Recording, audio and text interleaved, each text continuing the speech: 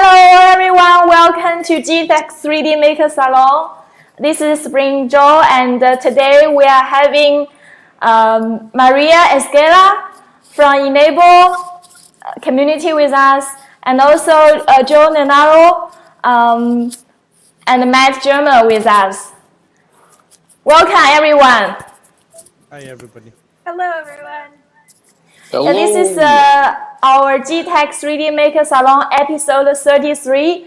And in each episode, we invite a special speaker who are engaged in 3D printing community to share about their experience. And this episode, it is a very special one because we have Maria, who is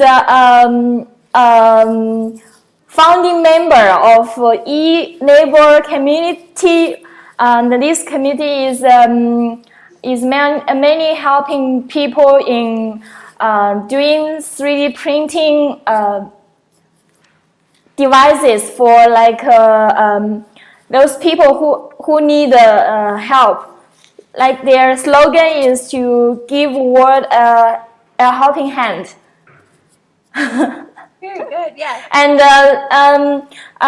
the community has a lot full of talented people like designers and leaders, and also those volunteers in helping people in need. So speaking about this, I'd like to invite Maria to introduce a little bit about herself and also more about the community. Thank you.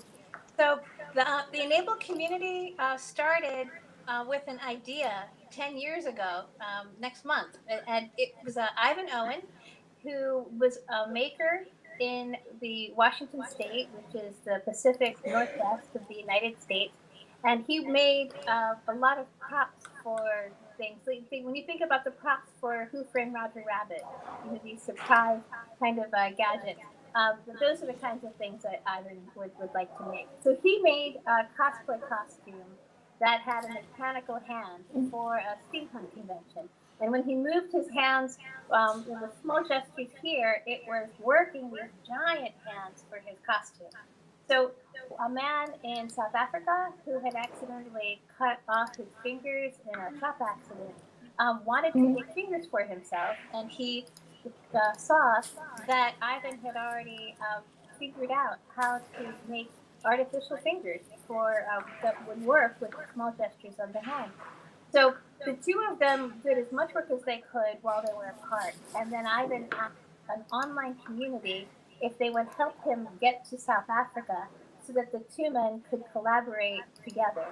And then after they had figured out how to make fingers, there was a mother nearby, and her 4-year-old had been born without a hand, which happens in about 1 out of every 1,500 births. The child, before they're born, gets tangled in the amniotic fluids bands, and when you get tangled and the blood doesn't flow, then nothing grows after that tangle. So he was born without much of his hand, and they brought him into the shop. He helped make his own hand. And in this moment, they didn't know about 3D printing yet. Once Ivan went back home and he shared his design, the community rallied around that and said, it's wonderful you didn't patent this, so that anyone, anywhere in the world could get a really inexpensive hand made from materials that you could find easily. And so they stepped up and said, if anybody needs a hand, we'll make it for you and give it away. So the 3D printing came from the community. They said, if you make this an STL file, people all over the world can work on these files. It will help the group that is working on making the design better. And that way, as an open source file, anyone in the world could get a 3D printed hand. Free from our community, but in an inexpensive way. And so this is one of our early hands.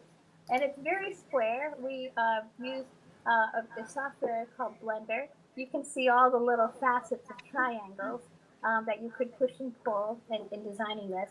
The fingertips are from an office supply store. This is what people wear when they work on taking tickets or counting money. The static cords that you see tied to the tensioner block at the bottom, when you bend the wrist, it's a body-powered mechanical hand. It lengthens the cords here, and that shortens the cords here where they're tied on the underside. They pass through the hand at the knuckle. And then the energy is stored when they're flexed because there are these elastic cords. So this original hand is still the only design that lets the person wearing the hand change the tension in their elastic cords.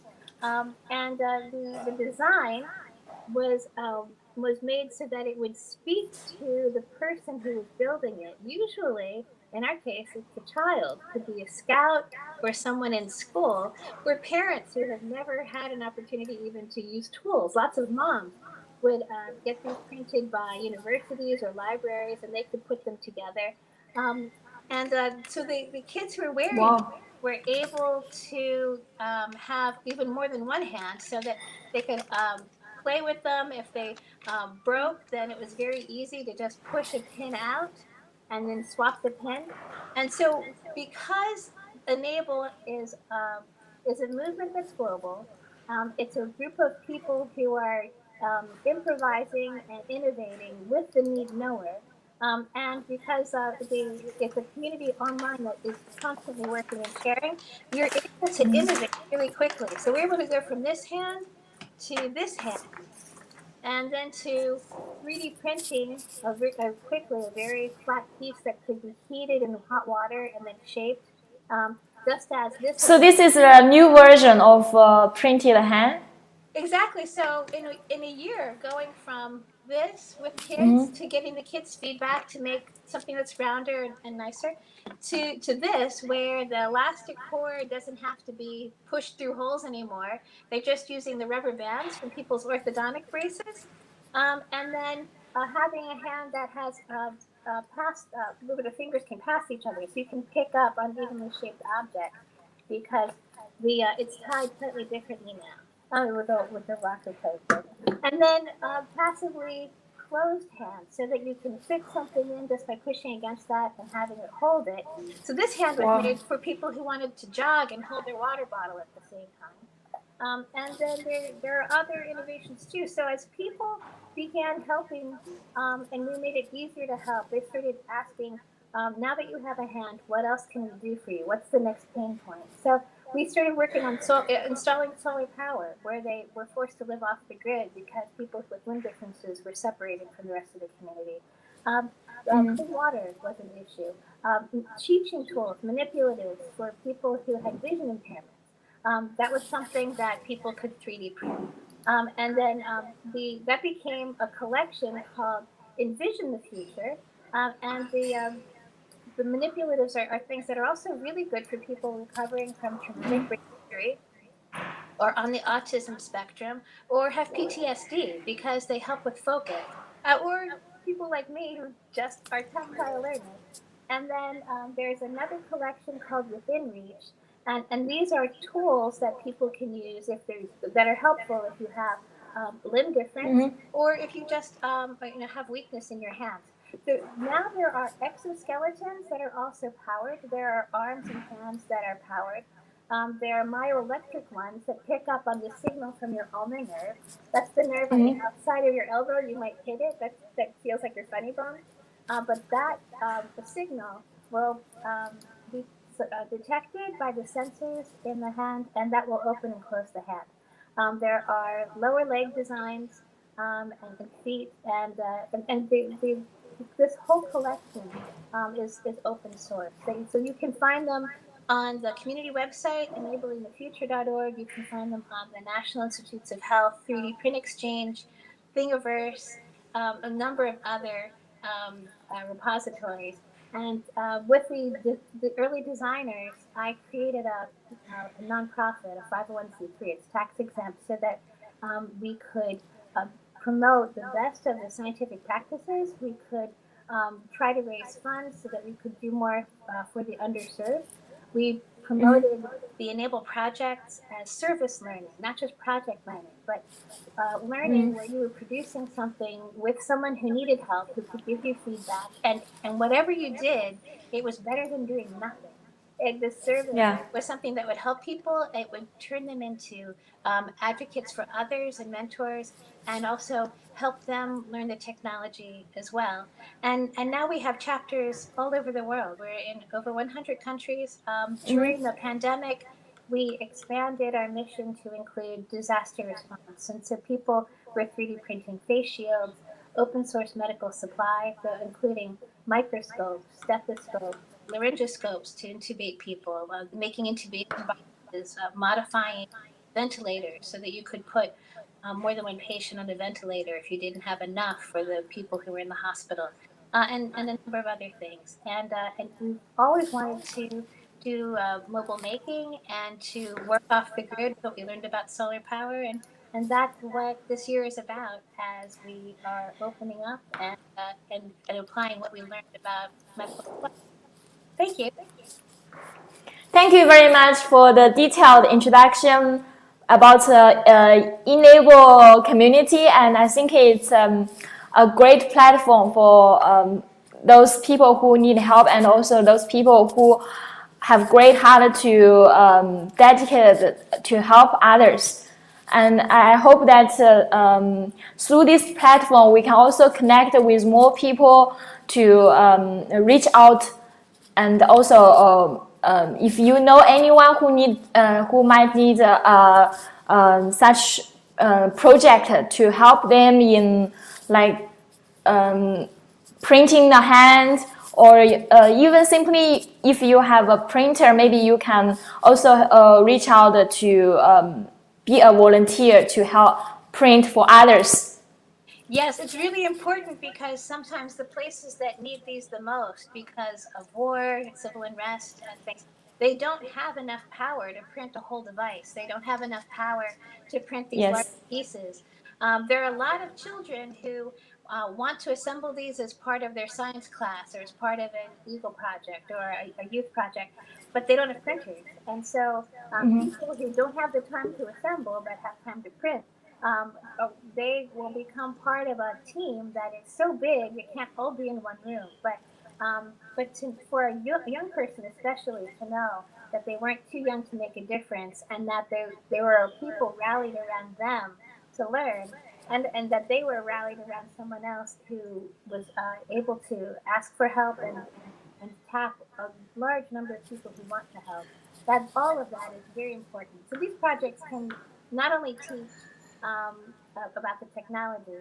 I think they bring us together. I think that everyone gets transformed. I think everyone gets to learn the workforce skills and the soft skills to help us make a change that we want to see in our local community wherever we are. And to have the skills that we need to be the workforce that the world needs us to be as we face so many existential problems. Yes, definitely. Um, Regarding the hand that you printed, can you share a little bit more details about like normally what materials do you use for printing this hand, and how long does it require for people to print? Sure. So initially the materials were ABS was a very popular material. Welcome back, Joe.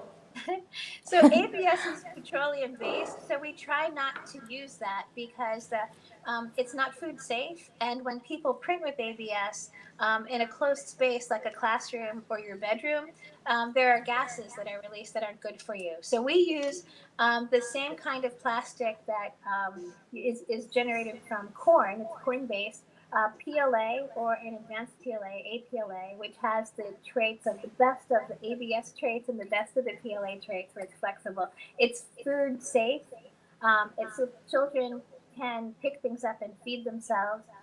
In fact, there was a man in Sierra Leone. The first thing he did when he wore his arm was he picked up a piece of bread and he fed the person who made it as a way of thanking them and showing him that within the first 5 minutes of him getting it, he was able to pick things up and do things for others, which is really remarkable.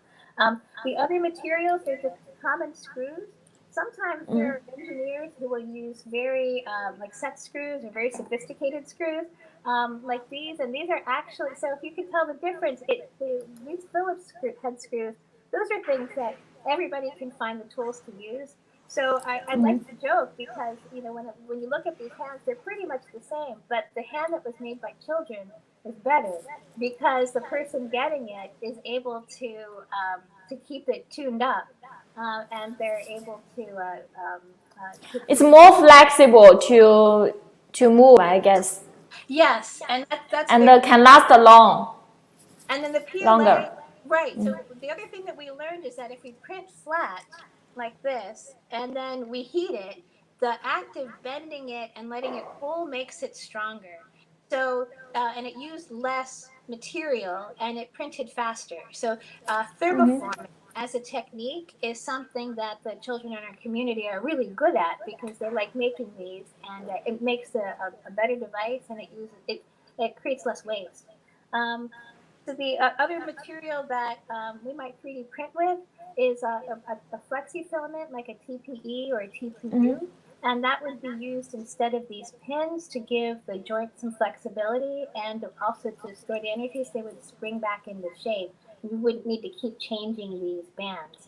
Um, so having that kind of flexibility is very useful as well. Also with the arms, when you're working on large pieces for the lower leg or for the arm, that a mixed media, maybe from a polyjet printer, which would be on another scale of 3D printing. But where if you want to have that, the place where it connects to be hard where the body is soft, and to be soft where it's bony or hard. So being able to print with PPE or TPU and farther down, be able to use those polyjet printers in conjunction with advice from medical volunteers is really valuable. There are other kinds of printers as well. Some of the SLA resin printers create really beautiful hands, and I've seen people who wore a very special design for their wedding day. Sometimes kids will ask me, "What do you have for prom?" And they'll put lights inside it. They put sound sensors in it, so the light keeps the beat. So those kinds of It can be customized based on needs as well. Exactly. And one of the reasons why I got together with Matt was I wanted to put lights in the hand or the arm and then slide a lithophane over it. I'll let him explain what that is. And I'm not very good at that. So so there are two things that I am glad that we're able to do in our community is that every time we make something and we customize it, we're all learning. But it's also going to make me better at making things for people who are tactile learners, that being able to make those lithophane or other gradations of texture instead of color will help people with vision impairment see better because and using it. I know that if we buy like hand like this from market, it's very expensive. But for 3D printing, definitely it's a lot cheaper. Can you tell us how much does it take if someone has a print already and he want to print it? Oh, sure. So if you have, if you're going to get a medical device and that's made with much more expensive materials, it takes a lot longer. If you're making that for a child, the child will have outgrown it, like use up half the time for that fitting, just in the process of making it. So there's an expense in time because a 3D printed hand you could have in a couple of days, and if you needed to make changes, you could very quickly make changes and rapidly prototype what the wearer. So the resource of time, the 3D printed hand has value. A medical device for a hand could be about $6,500 US. But this hand right here cost about, I would guess, about $10. It's small. It's hollow, so that the infill is very low, so that a child can wear this and pick up something and play with it, something heavy even.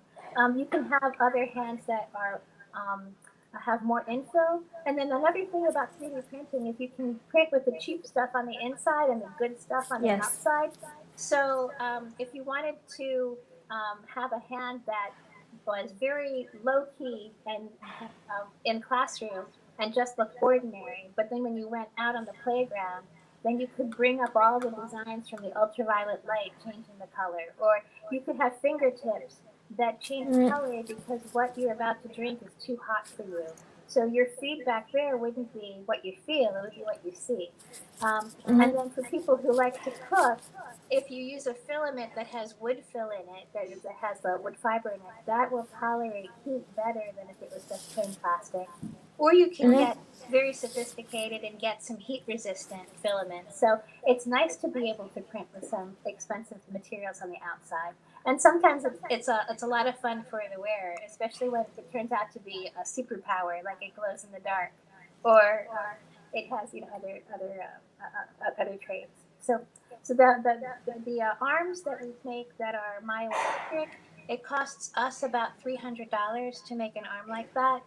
The code is all available online, open source. The materials are but you'd find it in a DIY section online, Raspberry Pis, Arduinos, the typical sensors. But a myoelectric device for a person from a medical prostate store, that's going to be about $42,000, something around there. So the first hand we made was for someone who had a medical device but wasn't allowed to wear it to play, and they weren't allowed to take it to camp. And so this scout that we had printed for, he did everything that he wasn't supposed to do. He left it in the rain. He took it into the pool. He was banging on rocks with it, and it was the right device for that. Sometimes having I think I watched the YouTube video about a girl swim with the hand in a swimming pool. If you can't use both hands, you're going to have a hard time swimming. Or the same thing with the scooter. So there are lots of ways of playing. And where you have that opportunity to discover play when you have two hands. So the girl who was swimming, she later got an adapter for a bow, and so she could play a stringed instrument. And I remember hearing her first notes and thinking, her notes sound cleaner than mine do. She was meant to be a musician, and I was so moved that she had the opportunity because she had a 3D printed hand and a 3D printed adapter, so that the cello was accessible to her now. Yeah. That's incredible. There's a marvelous community, it really is. That's what 3D printing can really benefit people's life. Yes. And as don't well. have to make 100 of something. You can make exactly what you need, and then find out how to make it better, and then the next hand will be better. It is the right technology for what we're doing, and it encourages that kind of collaboration and innovation that is the NABLE method. Thank you very much for sharing us about this project, and also I'd like to thank the project contributor is Ivan. I mean the one who made this project in the beginning. So, Ivan, yeah. I was trying to mention him, but I don't know his full name. So Ivan Owen, he is the father of all of this, in that he could have patented it and made a profit on it, and he thought that was cosmically wrong. And then I'm grateful to the community that was online and giving him airline miles and tools and getting him to where he could collaborate with the need knower, because they're the ones who stepped up and said, if anyone needs this, we'll make it for you for free. And then said, hey, have you ever heard of 3D printing? Because that came from the community. And then, and I'm grateful for the need knowers, because when they start to advocate for themselves, they're advocating for people all over the world, and their fearlessness and their willingness to be test pilots and give gentle feedback, it makes us better teachers and better engineers and better um, uh, family to be able to include them and to play. So that we all need each other. Everybody has an importance, and we all need each other. Maria, could you come a little bit closer to the microphone? Oh, sure, absolutely. Sorry about that. Thank you, Matt. Sorry. No, thank Thank you. you very much. Silent. At the same time, I'd like to take the time to say hello to those who are joining us on live, and they are saying hi on the comments here. Also, if you have any question regarding a project like what Enable community has done for people who in need, you can, or you wanted to ask any question regarding this, you can also type any comments in the comments, and we can ask Maria later in the live stream. So one other thing that I just wanted to give a shout out to the people who use things open source. Maria, do you want to share the PPT you shared with me on live? You want? Could you play the one that's called the Million Waves Project? So this is what we're working on this summer. During the pandemic, we've been recycling plastic. So this is what it looks like if you take a juice pouch and you chop it up into small pieces. And this is what it looks like if you do that with a plastic bag or a water bottle. You can turn these into pellets. These pellets were made from the material that's left over from making diapers. So, and then then there's other material that's made from dashboards or from recycled refrigerators.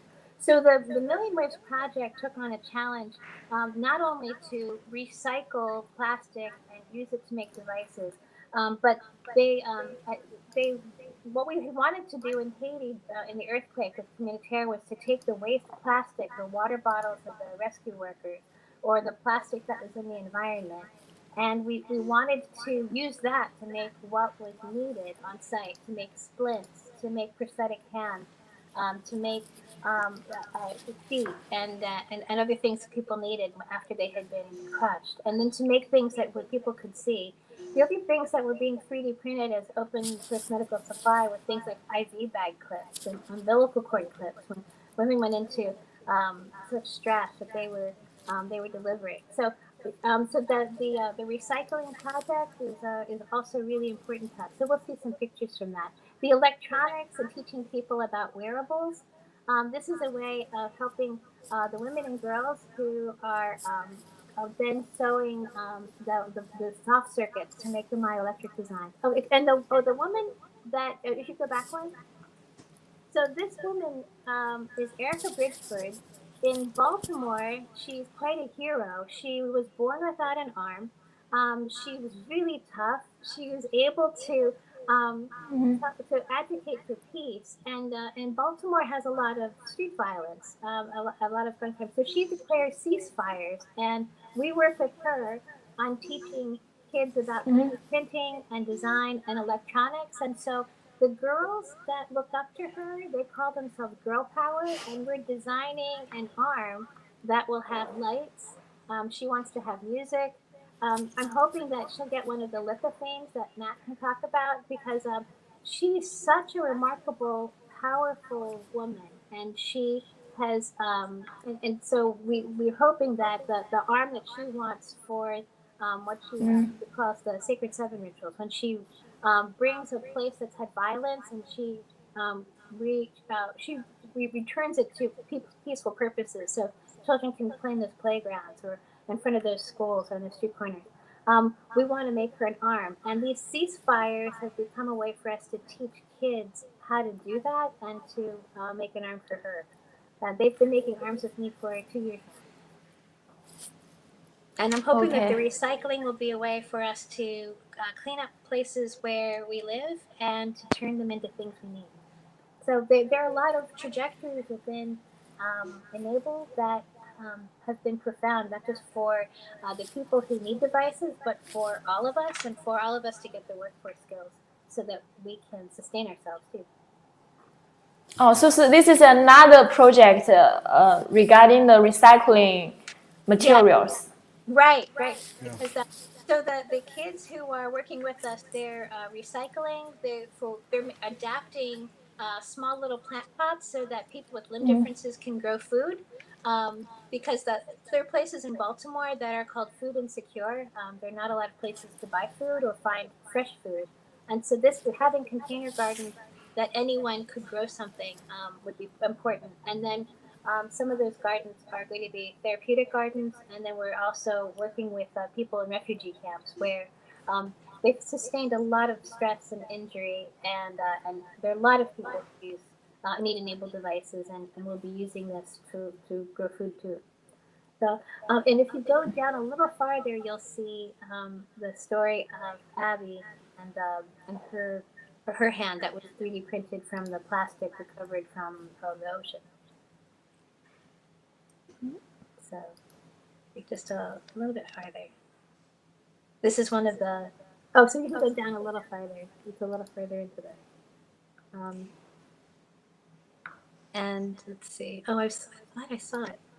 Oh, this is making PPE. Well, so there's a video where we show how we're shredding on the beach and fitting Abby with a hand. These kids in Baltimore, they were hustling on the street. They were washing people's windows for change. And when we were telling them that you can't do that anymore during the pandemic, they began making PPE and getting paid for every piece. And then they learned business skills. Then they started innovating for themselves. So they became an important part of supplying PPE to hospitals and nursing homes. And they've discovered that they're good at digital design and being entrepreneurs. So this is another way that the transformation that happens with these enabled projects isn't just for the people who need help. It turns out that we all need help in some way, and this is a way for everyone to, everyone's boats to go up, for everyone to benefit from service learning. Okay, thank you. I'd like to introduce a little bit about another two guests. Since we, in the beginning, I forgot to introduce them in detail. I'd like to start from Matt. Matt is a gentleman from UK who is an expert in doing lithophone pictures, and he is a great fan from Geeetech. Yes, I am. Hello, everybody. And then we have Joe Nenado. Nenad with us is he is called the National Makers Maker in US, and he is engaged in some makers community, and also he is trying to help the makers in having a mobile maker space. And hello, Joe. Maybe you can introduce a little bit more about your project. Oh, you muted. Wait a moment. Sorry about that. So yes, since we're in COVID, everything's changed. People can't get access to buildings. They can't get around crowds, and the hands-on learning is suffered. And so as a result, we need to think about other ways of making that happen. And I found a community that's letting me have their downtown park. I literally have a shelter, a concrete stage, power, and a field about the size of a football field to do whatever training I want to do. And so we now have $60,000 in technology coming in from Arizona and Pennsylvania. It's landing right now. It'll be here in 30 minutes. Tomorrow we're having the launch. And then we're in Fayetteville on Saturday. And then on Sunday, we are having a community technology tailgate party. We Wow. need to have some fun. This pandemic has made too many people depressed. It's made too many people melancholy. And we just because we have to social distance doesn't mean we can't do anything. We can go out and make some stuff. And we got Maria coming down all the way from Baltimore, who's going to show us how to 3D print with the solar system. And she's going to educate these folks. You can make more than just Yoda heads and all this knickknacks on 3D printers. You can make stuff that can transform lives. Mm. So this week is going to be incredible. We already, again, we're putting a small community of only 25,000 people on the map. And we're calling the mobile maker space in honor of Asheboro, North Carolina. We're calling it Makesboro, USA. So we're launching this, and we're doing it not just for us. I am learning how to build these, how to set these up, not just for us, but to help others around the globe. I'm actually working with South Africa and other places, Iceland, and even the Philippines, and talking to them about building their own mobile maker space, and even talking to Mobile, Alabama, about having a Mobile, Alabama maker space. So, so we're going to be helping others do this. But what's great is I'm learning the business aspect of this. This would not happen without the help of Forest Scientific, who is who literally is doing this because I asked the question. I said, could you make a prepackaged mobile maker space that would have 3D printers, would have lasers, have CNCs, and we could take it anywhere where there's shelter and set it up and do it outside and let people have access to this and not let the pandemic slow them down. Mm. Great. So, Great to have you guys in the community, in helping people, and also chill out in this pandemic period. we've got to go past it. We can't let it hold us back. Exactly. Okay, thank you very much.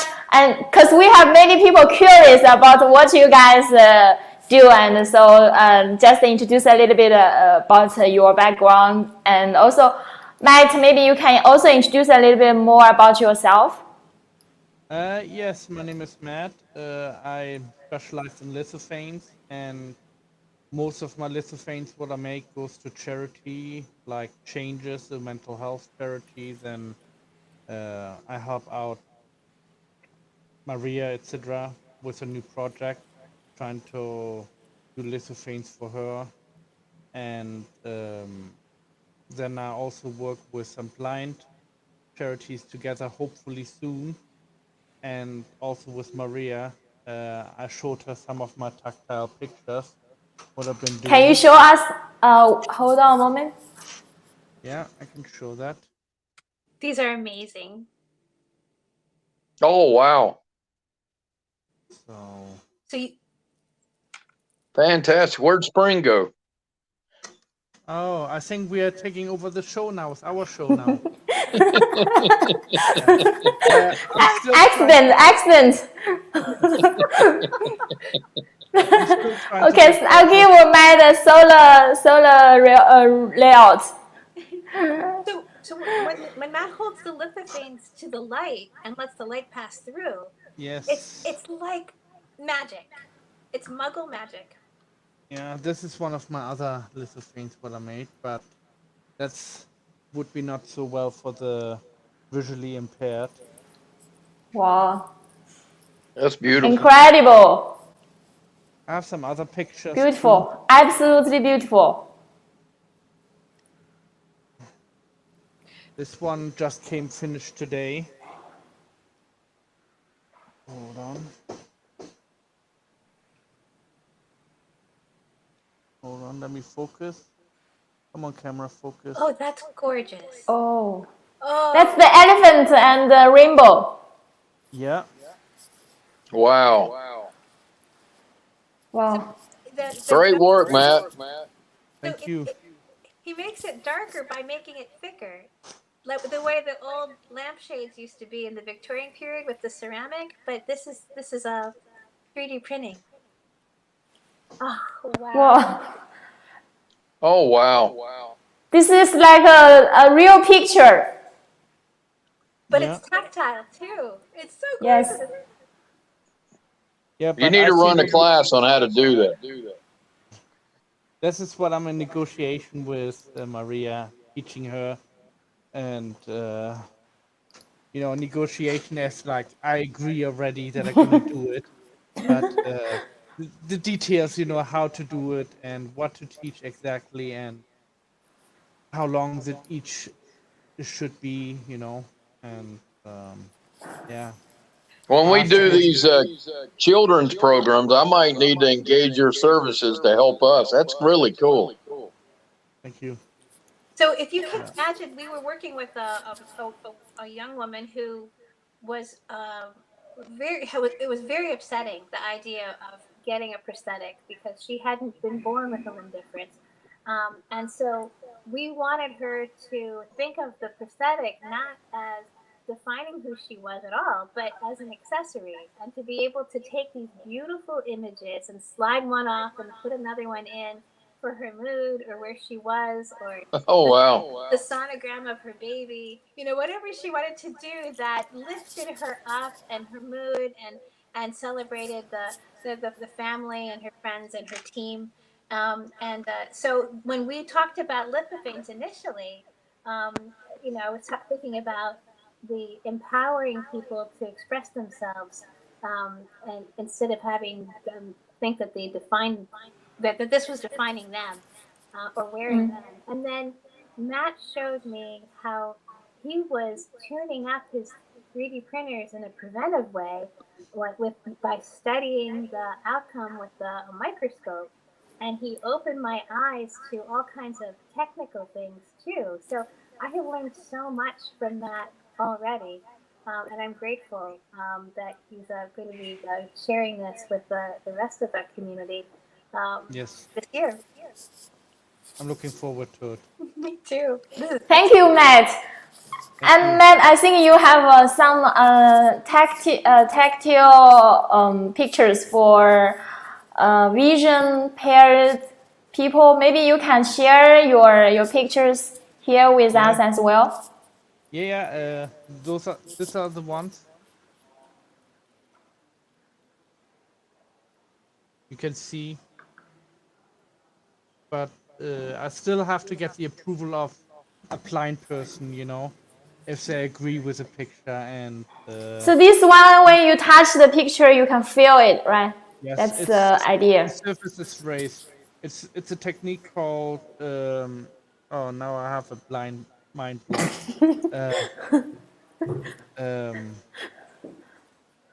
Well, I come back to it there. Basically, it's Okay. raising the picture up to a certain height, so a visually impaired person actually can feel it with their hands.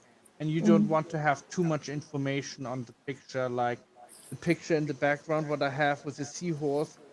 It would be too much information in the background. The seahorse itself would be fine, but everything else in the background would be a no-no for a blind person, because it would overwhelm them with too much information. And So you only need one focus, one Yes. main item for them. yeah, basically the object or person what you want to show to the blind person. So through this picture, they can feel and help them to see a new world. Yes. I already talked with a blind person. Her name is Sonia. She's a dear friend of mine, and she helped me out with designing some of the lithophanes, and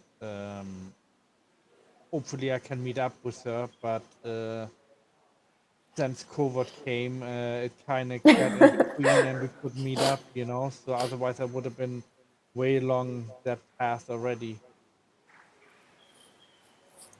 So. Okay. Hope this COVID will be gone soon. Yeah, I'm actually going for tomorrow for my injection. So. Oh, that's good. I think UK is in the front. I mean, I'm not sure about that. So. I think other countries might be ahead of us. I think we got most of the population in Europe. I mean, in Europe, because in Europe, I heard that many friends said they are still taking the quiz under the UN projects for the vaccine, and UK and the US are both in the front. I'm not sure. I don't watch what so. I mean, for having vaccine for people. Oh, we have many friends give us comments in here. We can have a look. At the meantime, I would like to invite our audiences here. If you are watching this, may I invite you to share this with your friends, maybe in your own timeline, so we will have more audience to join this. And I think this is a good concept to spread the idea and also connect with more people. And we are trying to help more people. And also, if anyone is interested to be a volunteer, you can also contact Maria, or the Maker project that Joe had, and we can maybe make the world a better place in any specialize that you are good at, or we can do our own parts. I just wanted to say too, if you're making a hand for a child, the child is going to, first of all, they'll hit a growth spurt, especially if they've never used that arm or hand before, and they'll outgrow the hand faster than they'll outgrow their own shoes. So it would be wonderful for us to not only give a child more than one hand, one that their parents are going to want them to keep nice, and one that they get to go out and do all kinds of discovery of the world with, but for us to be ready with the next size, so that the growth spurt won't stop because they've stopped using that hand again. And one of the people we made a hand for, in 2.5 years, not only had he developed more muscle and bone and strength in that limb, but it was almost the same length as the limb that didn't have a limb difference. And so his self-confidence when he didn't have to have his sleeves hemmed was really so enhanced that he said that it would have been worth it just for that, just so he didn't feel different. So definitely, especially for kids, just know that that what you do for them is really important, and that we need help.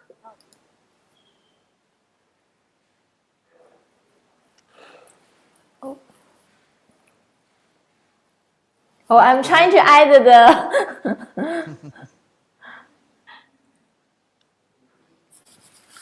Let me see what. Maria, do we still need to show the PPT?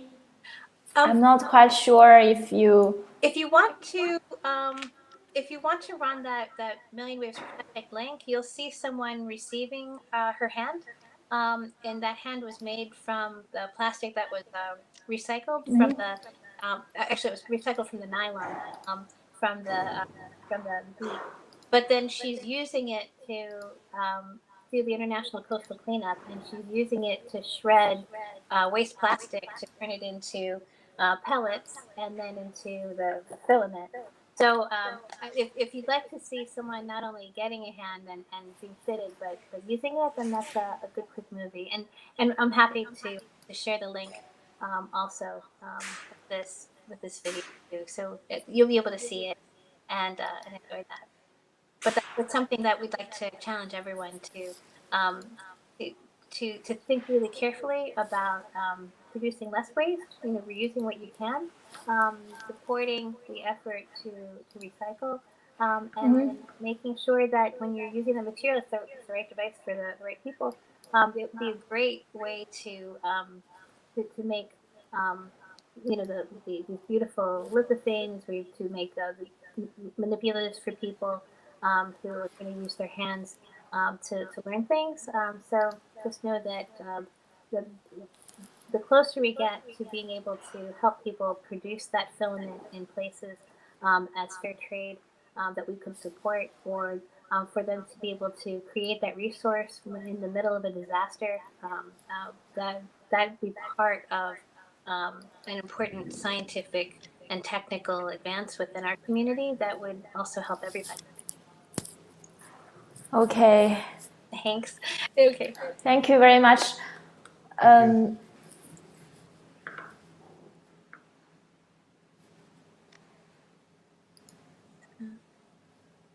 There's the youngest designer in our community. He has, I think, 7 open source licenses. Is a little boy who started sharing his designs open source when he was 5. And when we first met him, we thought he didn't like to write because he was always on the go. He was always taking clay and adapting his toys and paintbrushes and drumsticks and things so that he could play with them. And when he first got his hand, he started to write with it. And that's when we realized all this time that this little boy wasn't left-handed, he was right-handed. And he'd been going through the world using this, the side of his brain and the side of his body that wasn't dominant. So there's a picture of him on the website, and you'll see him writing in chalk on the sidewalk. And the reason we picked that on the site... You mean Lian? Yes. Oh, I can show here. So the reason we picked that was because we don't know what we're capable of either. Just like, and that we're evolving in what we're able to do. So this is Liam. He's the boy who helped make the first hand for himself. And you can see here, it's made out of, his toys, his erector set, and some plastic that was thermoformed and fishing line. We use 80-pound fishing line with a Teflon coating, so it doesn't cut into the plastic and it doesn't make weird clicking noises. And so you see here the hand of the craftsman, Richard Van Nuys, and then the finger that they made, and then you see Ivan and Richard and Liam were all working together to make the first hand. And then they took that design and they made it 3D printable. So the next slide shows, I think, the different kinds of hands over time and how quickly it's evolved because everybody helps. Let's see.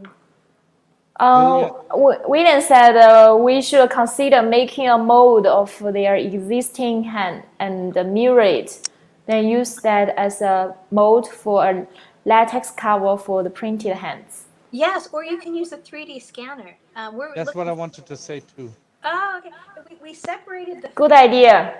We separated the fingers. Actually, this was an idea from Singapore. They separated the fingers so that it didn't matter what color the plastic was. They would put a silicone glove over it to match the skin tone.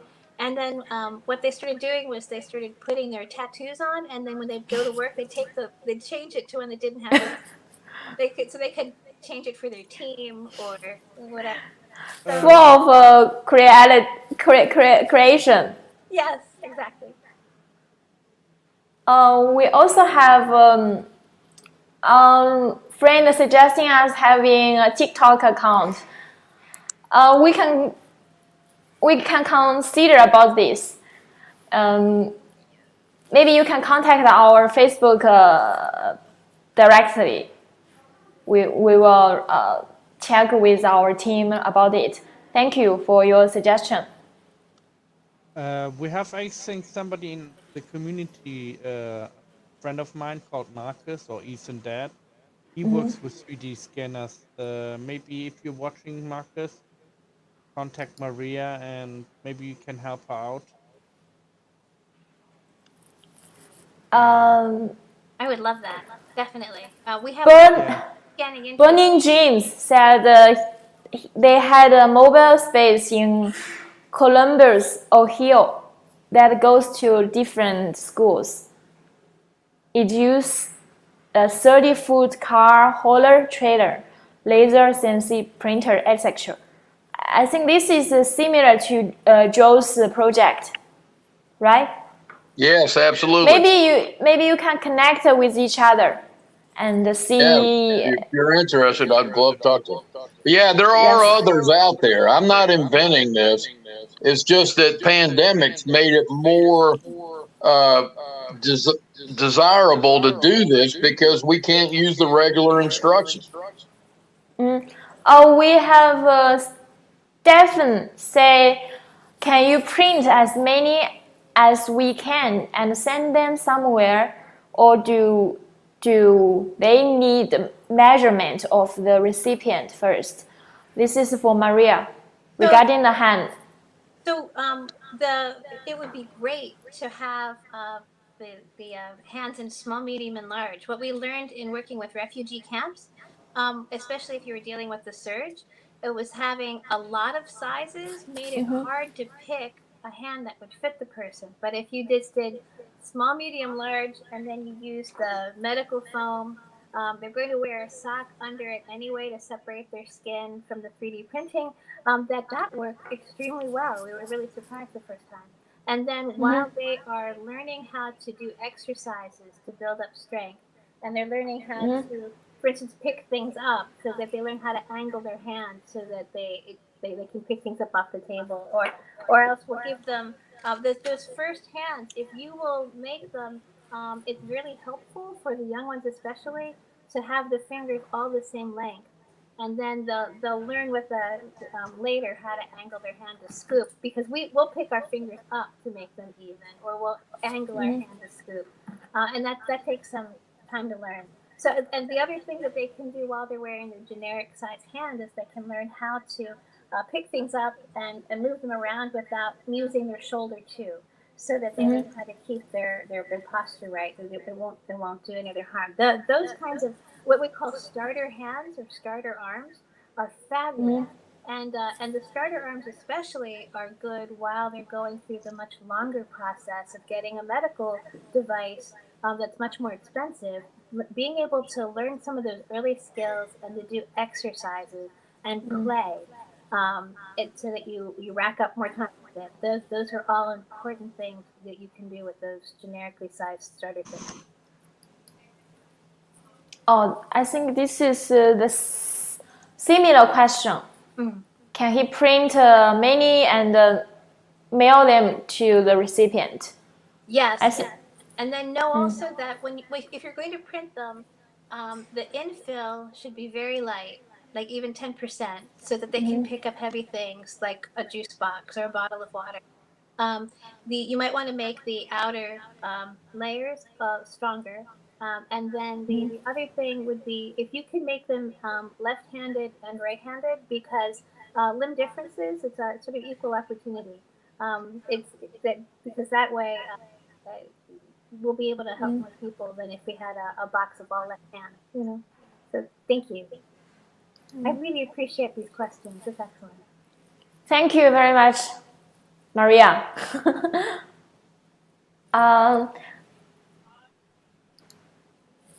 Someone said, because here is not showing name, he is in process of making a crutch holder for back of mobility scooter. That's wonderful. That's cool. That's maybe he needed to design something by himself for this purpose. So if you need assistance, often what I found was I could contact an engineering class near a recipient, and they would all jump up to try and help.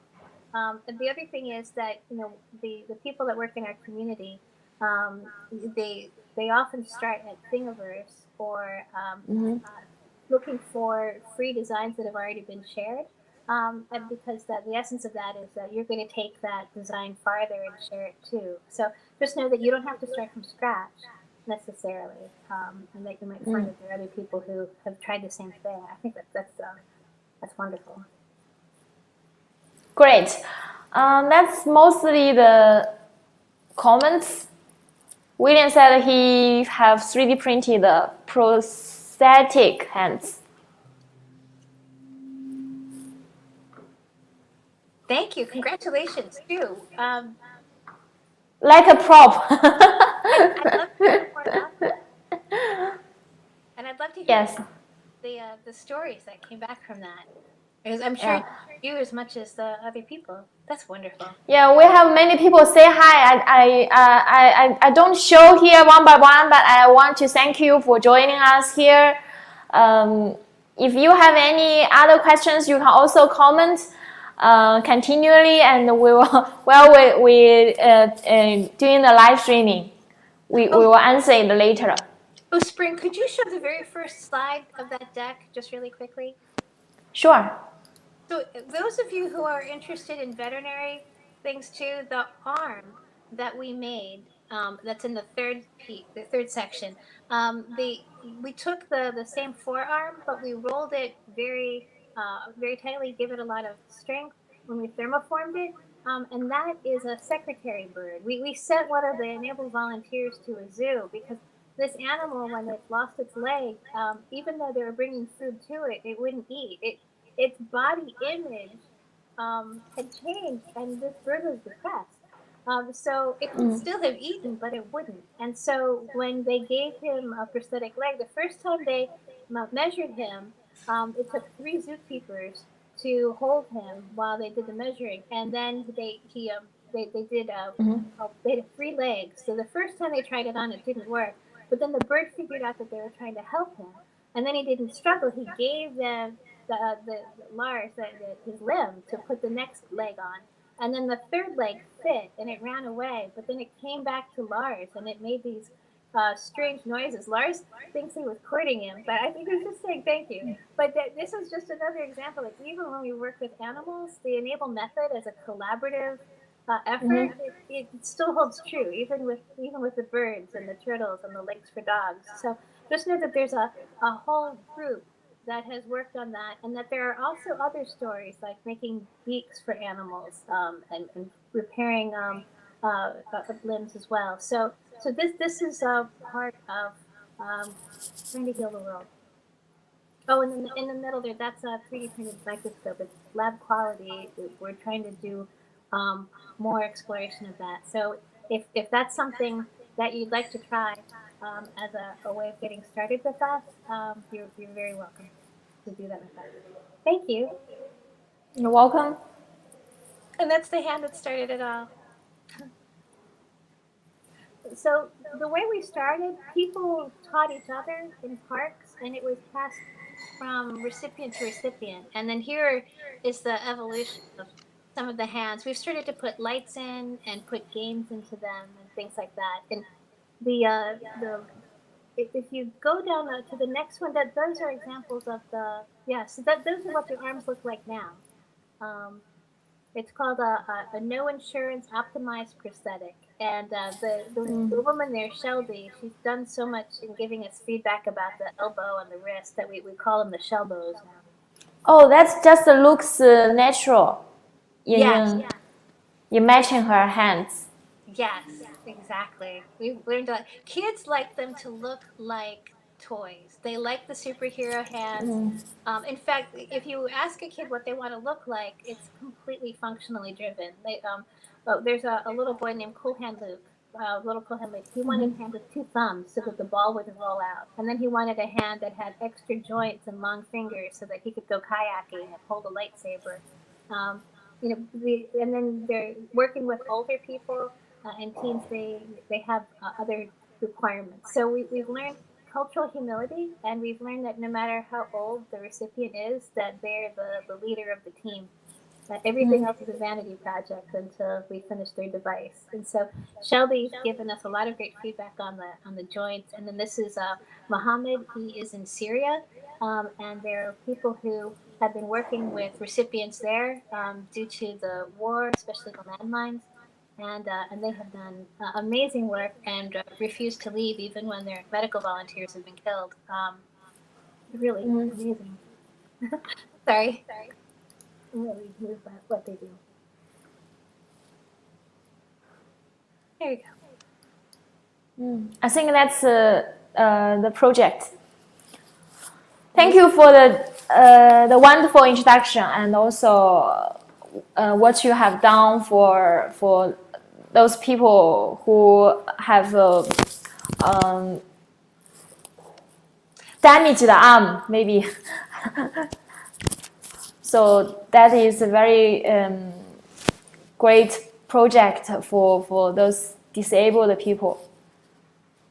We learned so much from them. We're so grateful. Yes. And thank you for this opportunity. I'm so glad to connect with the people here. I hope you'll all stay in touch. I believe that in the community that there are truly many people who are engaged in helping people in different projects like this. So some people might just simply like print a props for their chicken, like chicken wings, legs, or maybe something like from very simple idea to just helping with a little like finger, or maybe something like a scratch when somebody broke their legs. So that's just some very basic ideas of how it can be used. 3D printing can be used to create some positive and impact, and also reduce the cost for people. Yes. And then when people outgrow these, you just recycle them and make the next size. Exactly. Okay, let's see. Do we have more questions from our live stream?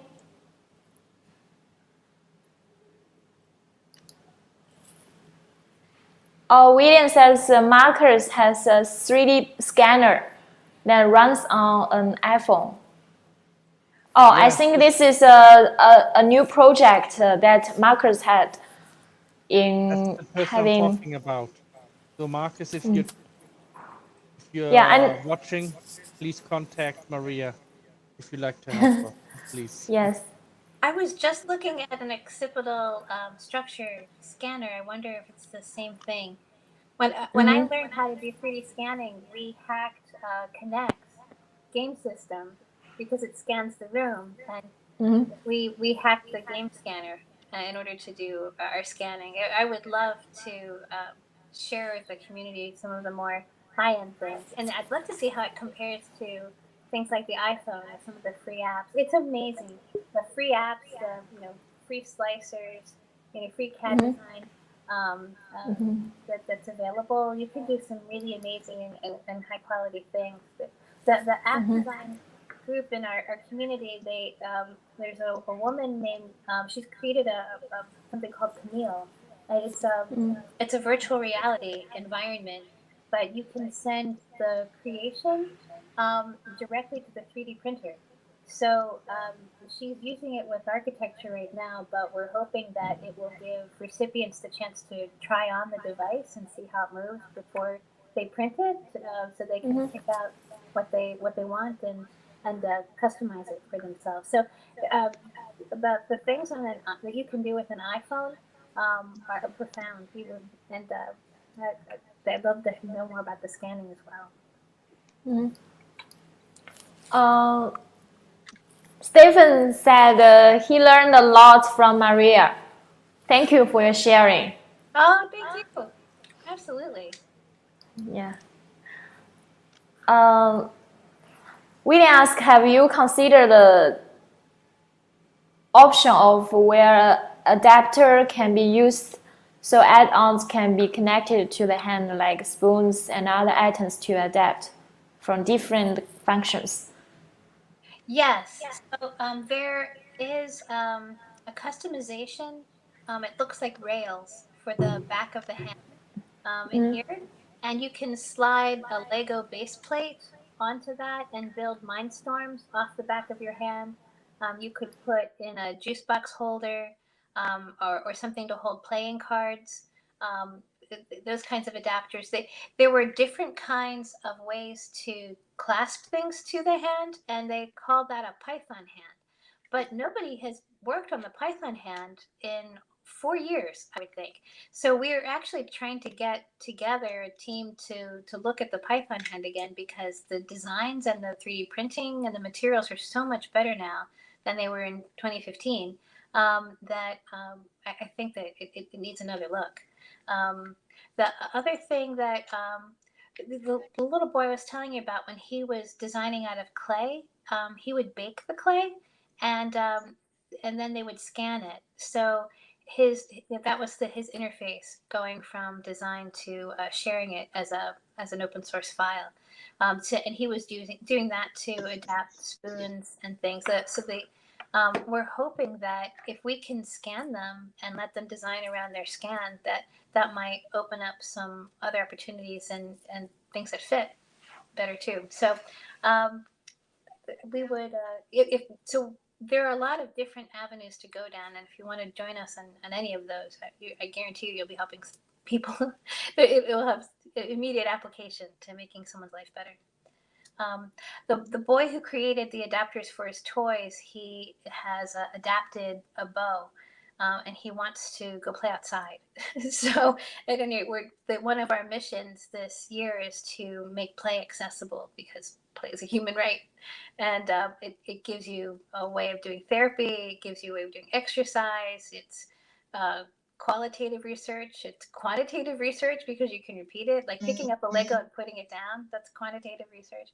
But it connects you with people and the community. And I'm hoping that when I see Joel, that we'll be adapting game controllers for esports, so that people who like to play video games and are not part of that community right now and really grieving that, will have another chance with those adapters. And then maybe even expand that to, because we can't all win those esports tournaments, but people can learn how to fly drones or operate other equipment from those kinds of controllers.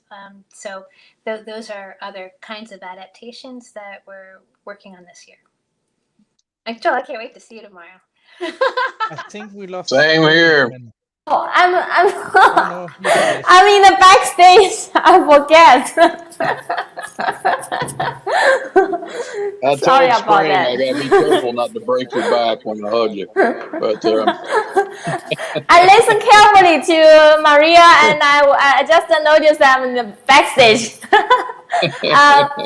Maria, do you have like other similar projects like are 3D print related to 3D printing, so that maybe you can introduce the major activities that you are having, and see if some people would be interested about it.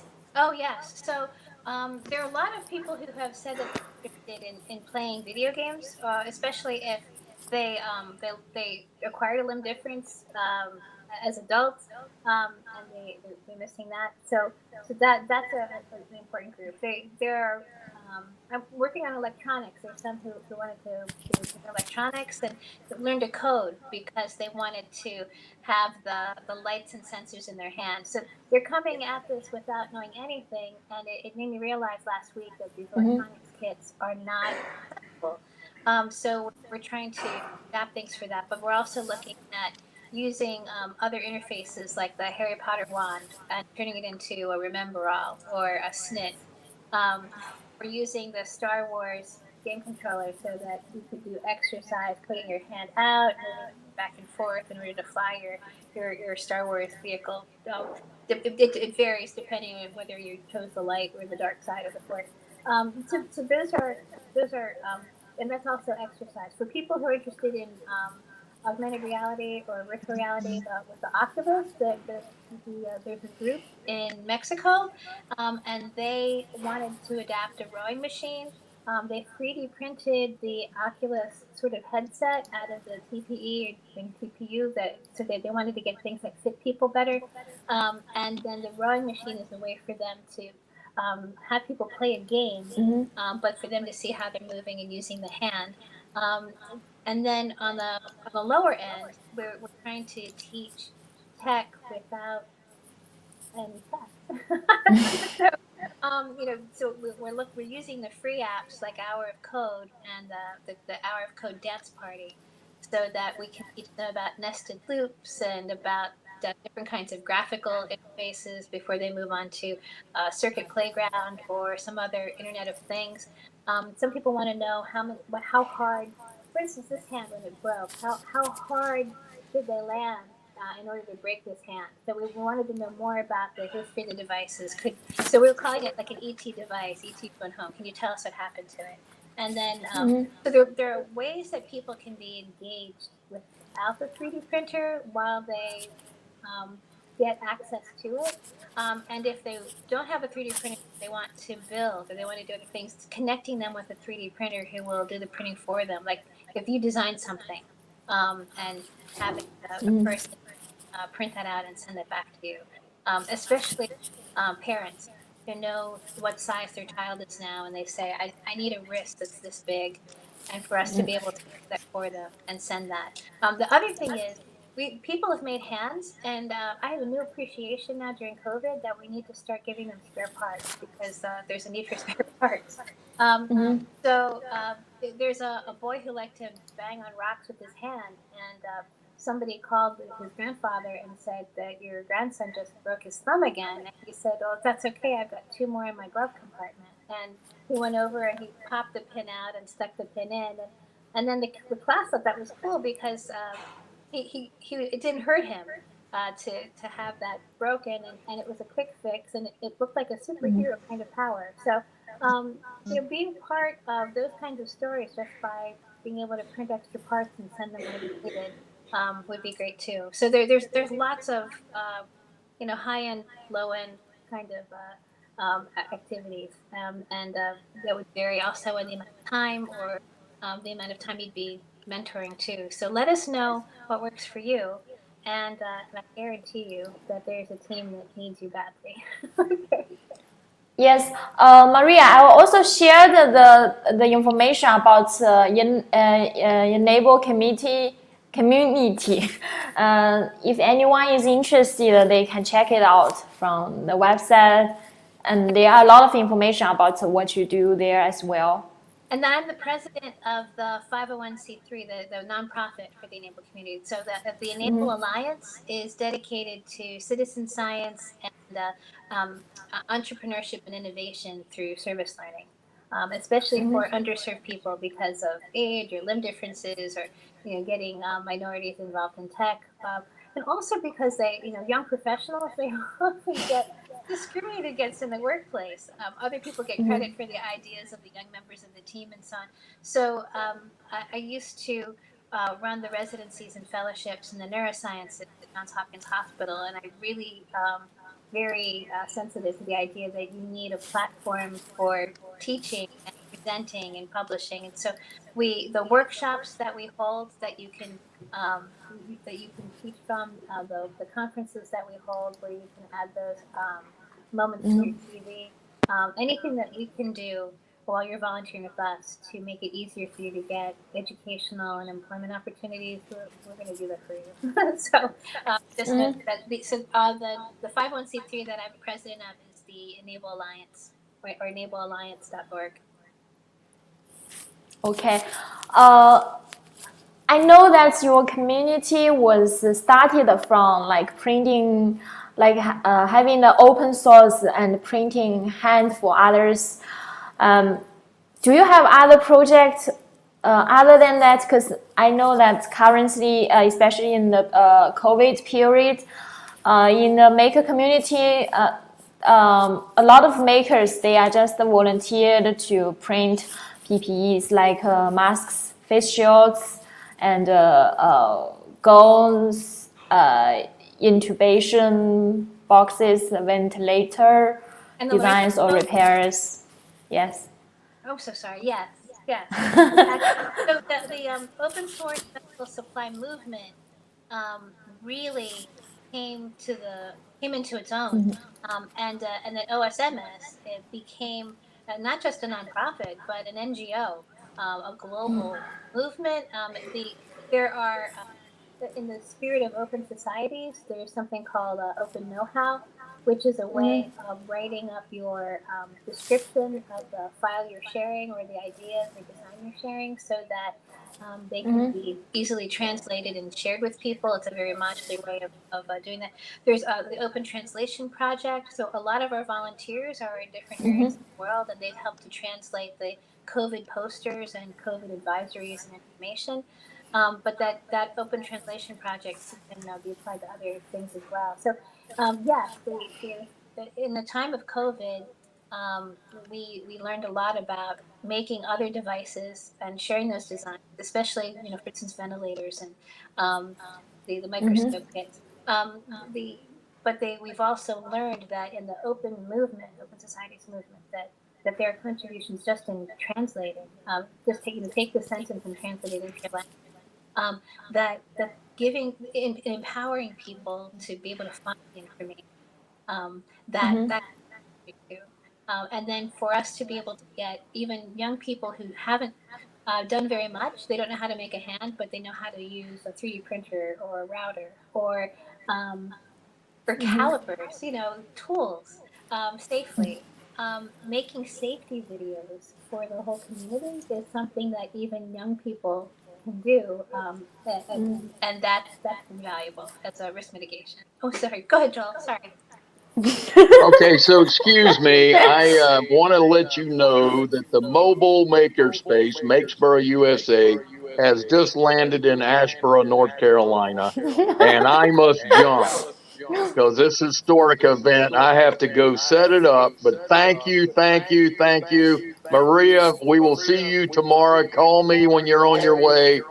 Spring, thanks so much for bringing China to the equation here. And Mr. German, I love what you're doing. I definitely want to learn more and figure out how we can replicate that and teach kids how to do that. Thank you all again. More power to all of you that are bettering more people's lives and not just making Yoda heads. Thank you again. Joel Thank you, Joe. Joe makes it so much fun. Thank you, And Joel. so much to Yeah, you got to tell them about us dropping tacos on people's heads tomorrow. Okay. So you can 3D print parts for drones. You can 3D print adapters so everybody can play with them. But in the time of COVID, they're going to be delivering popcorn with drones. They're going to be dropping tacos on people with drones. They're giving them a blueprint so that you have to read where your food is going to be delivered. And if you get it right, then you're going to be able to catch your taco. And if you don't read your blueprint correctly, then you're going to have to chase that drone. So it's funny how they're able to do a lot of things with and still have social distancing and keep it fun, but also give people a hands-on experience with the technology and with the code, and to know that there's a community so much bigger than you that you can lean back on and laugh with and cry with too. So Yeah. that's all important. And then Matt is amazing because that art, when you add art to your project, it's not it's not frillish. It's not a fluffy thing. If you make someone feel like that device looks like what they want to wear, you're going to Feel the vibes. and you'll change the medical outcome if they wear it or if they get stronger. And so you will transform the medical outcome by adding the art and by listening with humility and compassion so that the device is what they want and not what we think they should be on their body, which would be crazy. So there are people who, in Singapore, one of my students, when he graduated, he went there with a scanner, and he thought he was going to be making things like this. And the guy, the first thing he asked me for was he wanted a tentacle. He wanted something that was beautiful and didn't have hard joints and was able to pick things up that were fragile and touch people who were, very small and delicate and abstract them. And so his idea was, if he could have anything at the end of his arm, he felt like a young person. He wanted to have a beautiful tentacle. And I thought that was just amazing, that we learned so much about robotics and biology-inspired engineering and about how to power things and how to make things move. And so that student, he went on to create things that are being used by bomb squads because they're delicate and they don't get crushed, and they when you poke something with them, they tend not to explode. And so it's just amazing that there's always a benefit when we take the time to be compassionate to each other. So so what Matt's doing, it's immeasurable what a difference that kind of skill can do. Yeah, I'm just sharing about the links that about the Enable community and also Geeetech websites. If anyone is interested in doing any project or being a volunteer, you can contact Maria, or you can contact Enable community directly. And we're all talked. So Jen, who is the Ivan's wife, that's her website, and she's she's indispensable part of the whole. She's the mother of the movement, the heart of the movement, and there are places for focus on arms and hands, but just know that the designers and what Ivan and Peter Binkley and his son Peregrine and so on, we all thought that Enable was more than arms and hands. So it was about collaborative innovation that included the need knower, that shared things openly, and that there was a global community that was part of that. And it was a movement to solve the pain points that affected people every day, and that there had to be a way to sustain ourselves and for people to sustain themselves after they got their hands or these devices, or learned information with their hands or whatever. So that's why the projects that we talk about, there are people who are working on arms and hands, but there are people working on so many other things, because it's an inclusive method and a movement and a community that just wants to find ways for people to more easily care for each other. Okay, thank you very much, Maria. Do we have more topics here to ask audience? And also, let me see. I think right now we have friend from Russia. Hello.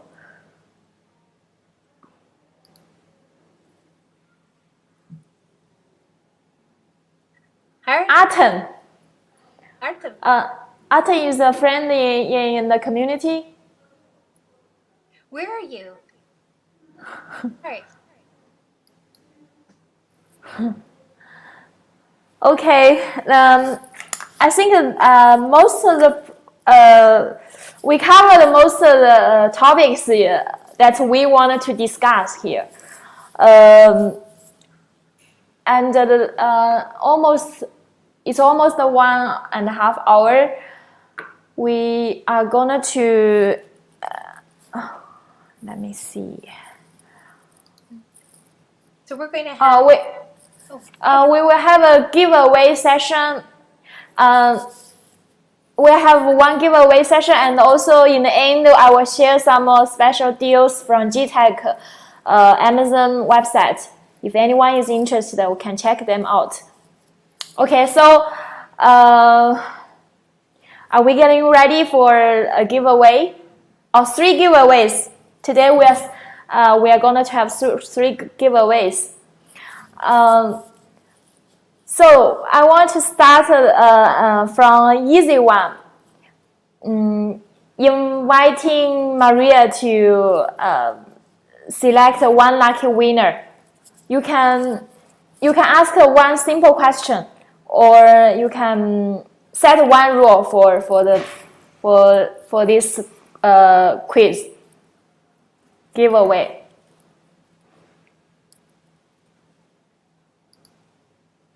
We're going to be teaching with recipients and adapting boxes, try and put secret compartments and things that they can open up because it'll teach us to put the batteries in better, but it'll be fun for them.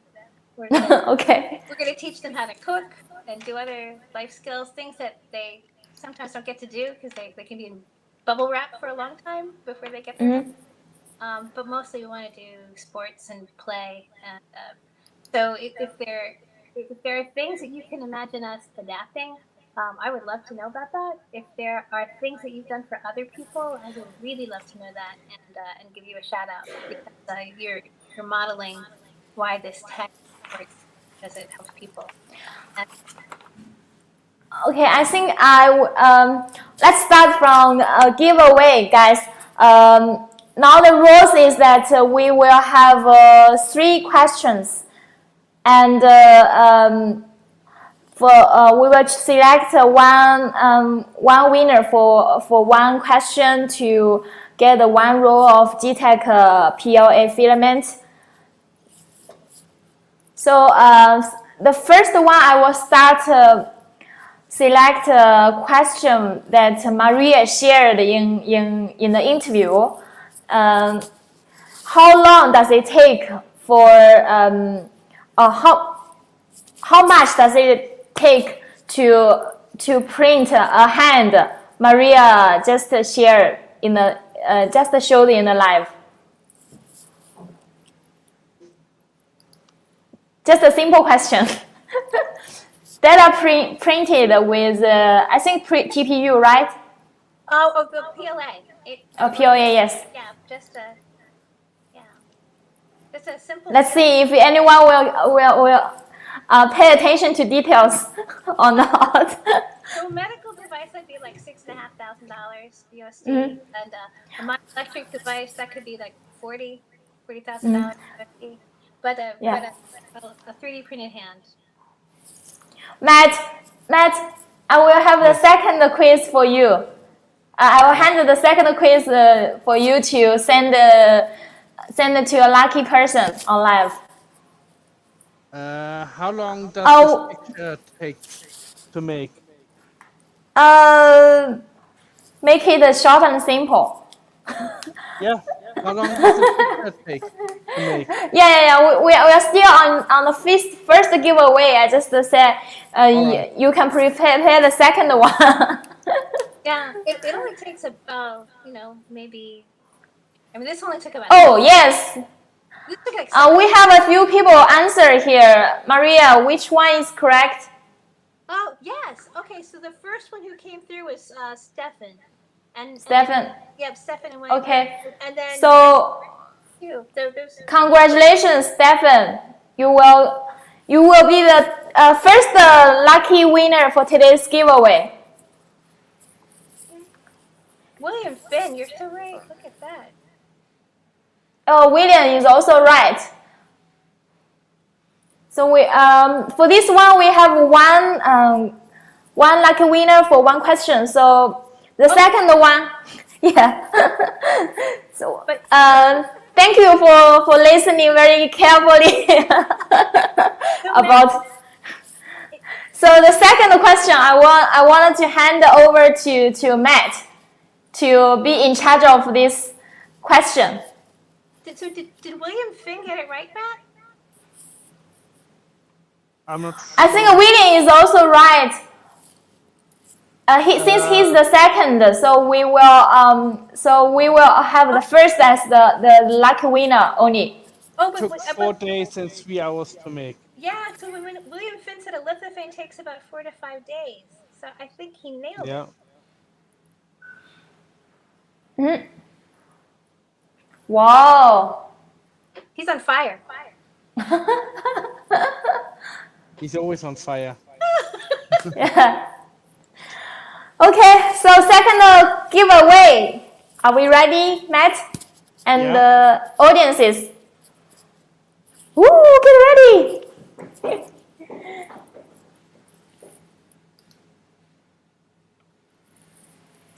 You want me to show again? Yeah, you can show it again. The question, and you need to ask the question. Well, how long does it take to make this picture? I've said it already, so. Okay. Do we have a right answer? How long does it take to make a lithophone picture that Matt showed?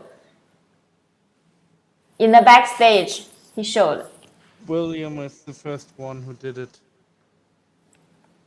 William. Yeah.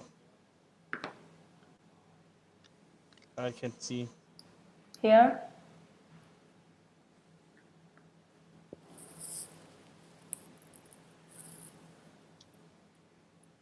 Oh, Stephen, thanks for doing that. That's so cool. He said he's going to make a hand with the phone. Spring, this is very cool. The thing is, let me see. Yeah, William, right. Okay, so congratulations to William for winning the second giveaway. Yay! Yeah, we have one more. Let me check what question I prepared.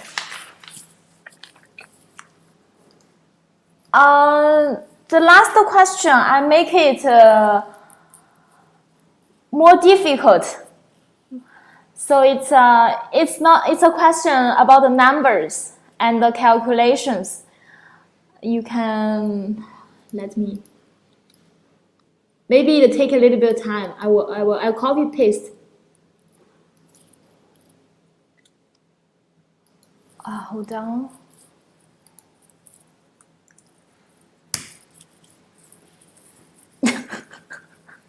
It's a math question. You need it takes a lot of calculations. Let's see who will get the right answer.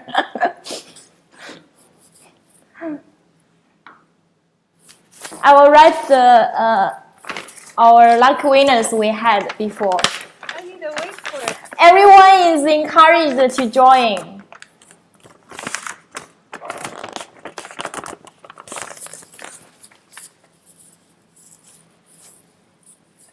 You know, So you need to complete this series of numbers.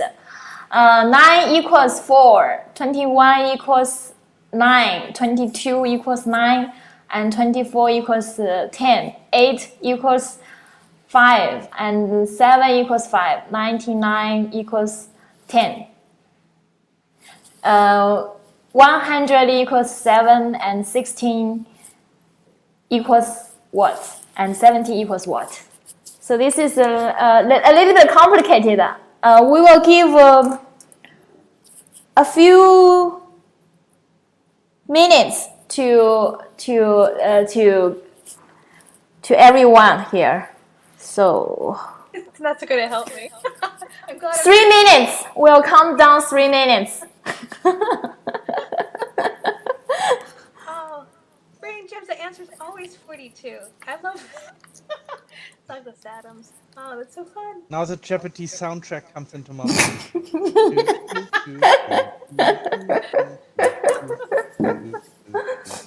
Because we always had something related to 3D printing, but this time I wanted to make it a little bit different. It's having the exact opposite effect as it was an ASMR video. It's causing pain right here.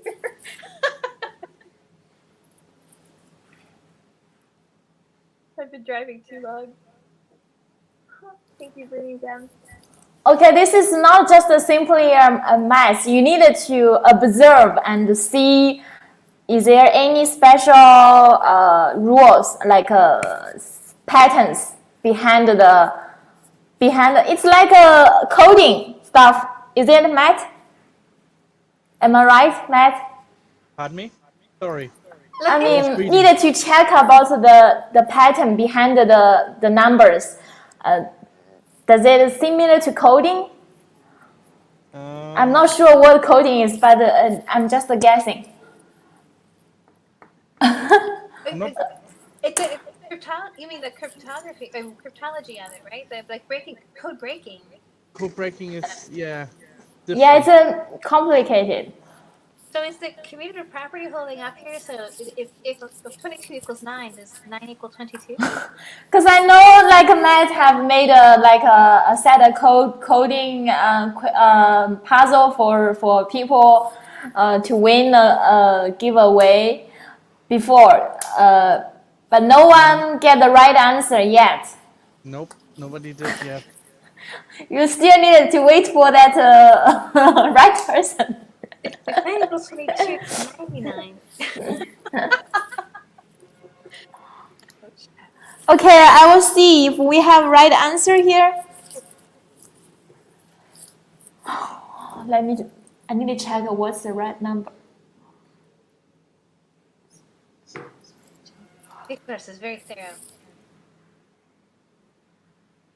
Oh, we have right answer here. Oh, we have Victorious and Litos, right? I think this is the right. This is the right answer. Yes, this is the right answer. I will show the answer here. Why it is like this. I'm going to learn something. Congratulations.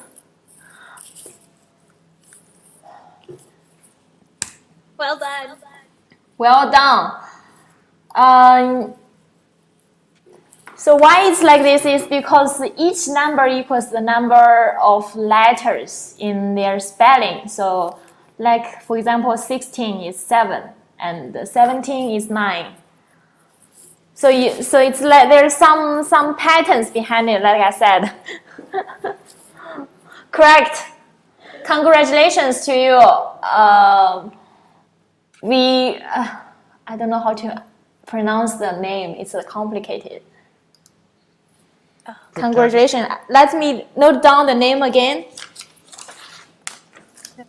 I think it's Victorious and Andritos. Victorious and Andritosis? Ritos. Yes. You can say Vic. God bless Vic. Thank you for the out. Thank you. Yeah.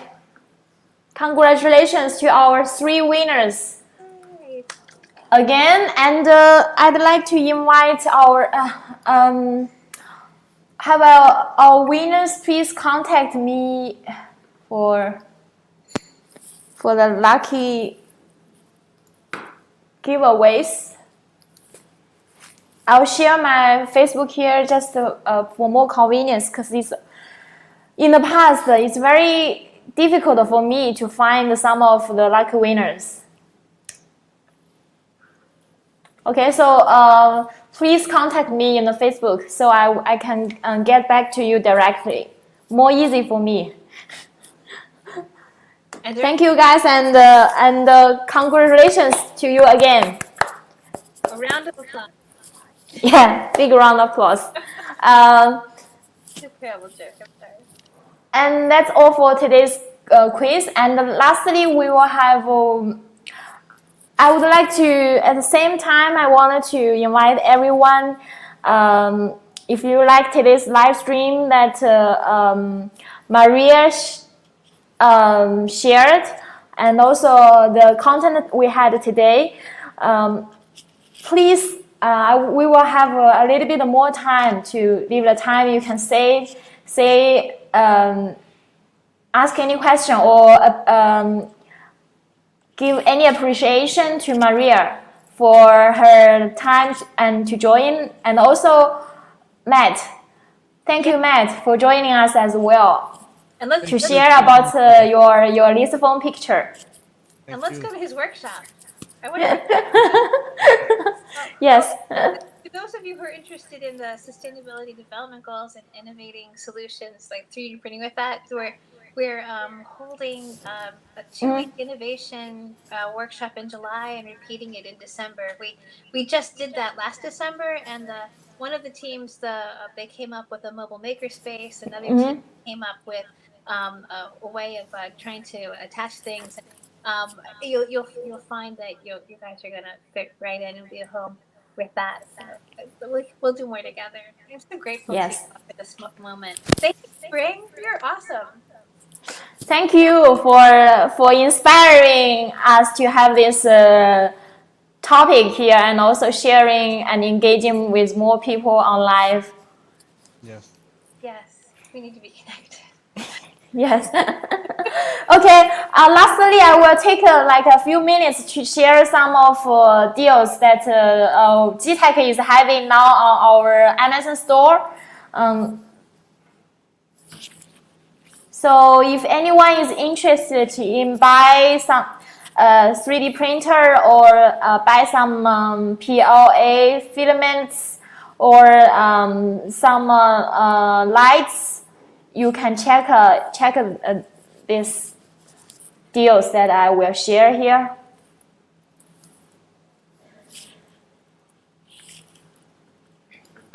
Spring, that's very cool. So currently we are having in Europe is that mostly we are having in March is around 15% discount. So I'm starting from France. I just simply share the links here. If you are interested, you can just click and open and check them out. If there's any problem, you can always contact us.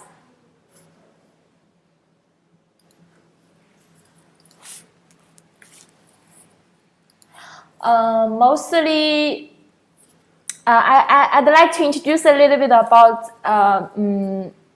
our main products in Geeetech. Is that we are currently we are 3D printing manufacturer, and our major product are like specialized in multi extrusion, like printer.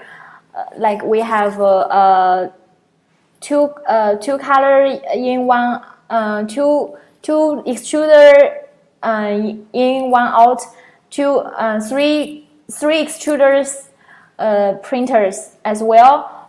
Of course, besides on that, we also have single extruder printer, because that's the most common ones, like almost every printing company have. So I'm just trying to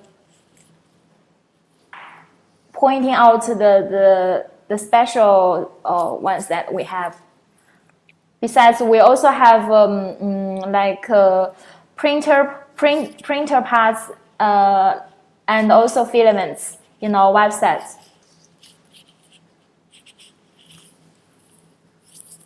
Okay, I shared France and Spain, and I'm going to share some deals in UK as well.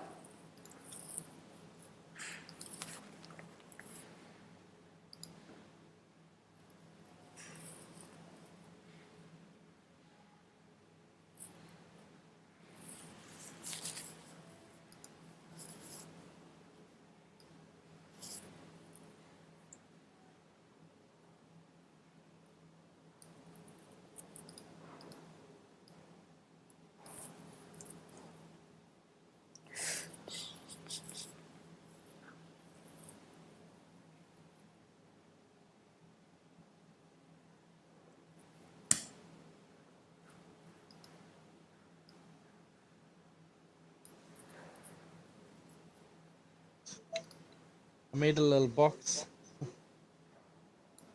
with key. That's pretty good, huh? A little treasure chest.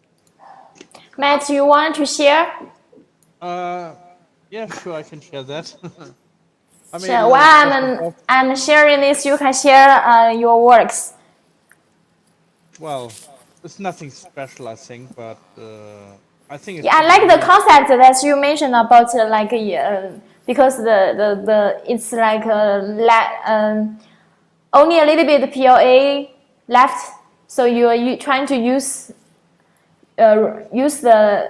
leftover PLA. yeah. Oh, cool. I love that. Because you don't see the layer lines in them. Because if I use leftover bits for lithophane, you have layer lines every time you change the filament over. Because some filament is not matching up to the original filament because there's slight Yes. differences. So also through the process of heating it up and then putting it back on. My experience is better if you have to do a lithophane and have to do a change.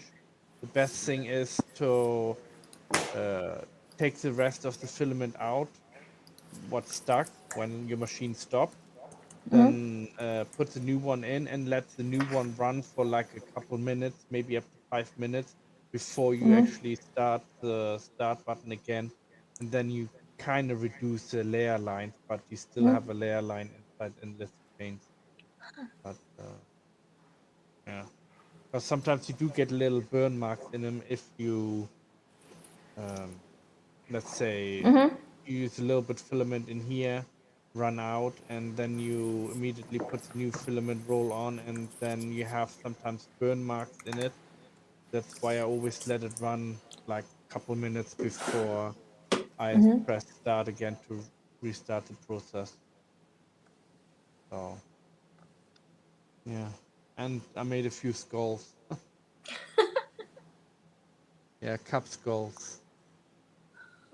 So I didn't know what else to do with my leftover filaments, so I have a whole roll of them. So some of the pans, they have we could put decorations and they could change them out. Oh, wow. Yeah, that's all my leftover filament rolls what I have. So So I have to use quite a bit. how many lithophanes do you get from a roll of filament? Do you just like Between roll? 3 and 4. Okay. They're on about weighing between 250 grams to 300 grams each Wow. picture. Beautiful. I love that they endure. You know, they're going to last longer than the pictures that they're based on. There's so many digital pictures that will just go into the ether, and it's so Yes cool. and no. A black and white will last for a long time, but a colored one like this one will last only as long as the paper lasts. Oh, wow. So look at that. I see. So, because there's a thin piece of paper, Right. and what I use is I use glue, and I basically glue it on, and then I use lacquer on top to get another protection layer on top, and then I press it flat on a table so it sticks to it. Yeah, that's basically my process of putting it on. It's brilliant, I think. I like the Matt, color. how many printers do you have now? In total, I got 4 A30 Pros, Geeetech, and Mi Creator 2 I have. So 5 total. You sleep with them every day.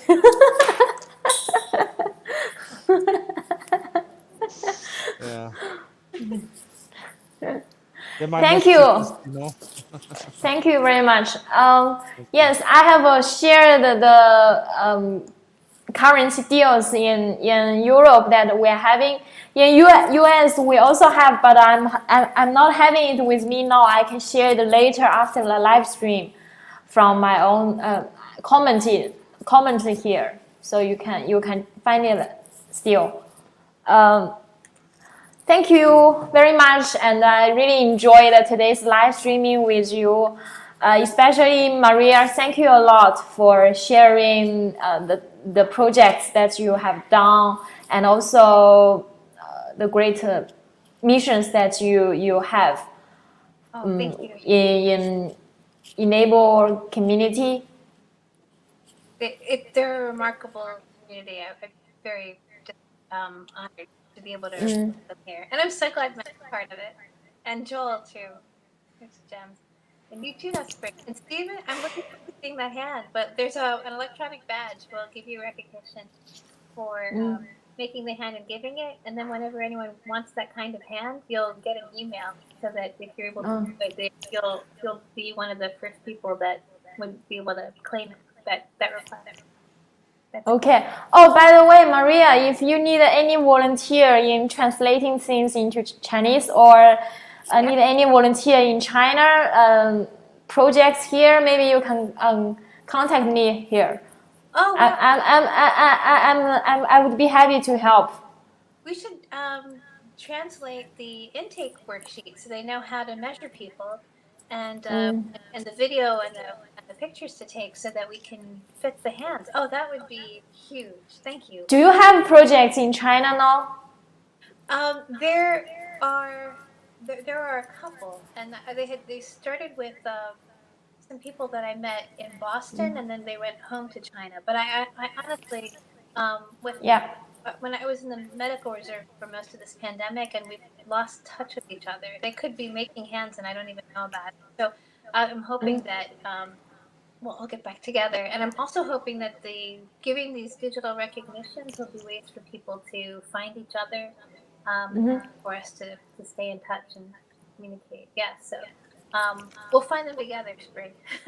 Yeah, we will talk it later. Okay. Okay, thank you very much. Again, thank you, Matt, as well. Thank you. I always wanted to invite you to your live stream. Finally, it's come true. Okay, if we can turn one of those skulls into a planter. Thank you, Maria, and bye everyone, and see you next time. Next week we will have Sam Prentice with us about building jobs. Hope everyone to join, and I will post the schedule later time. Congratulations, okay. Stephen, Vic, and William, and thank you so much for the welcome. Yeah, thanks everybody. Thank Bye. you. Bye. Thank you. Bye.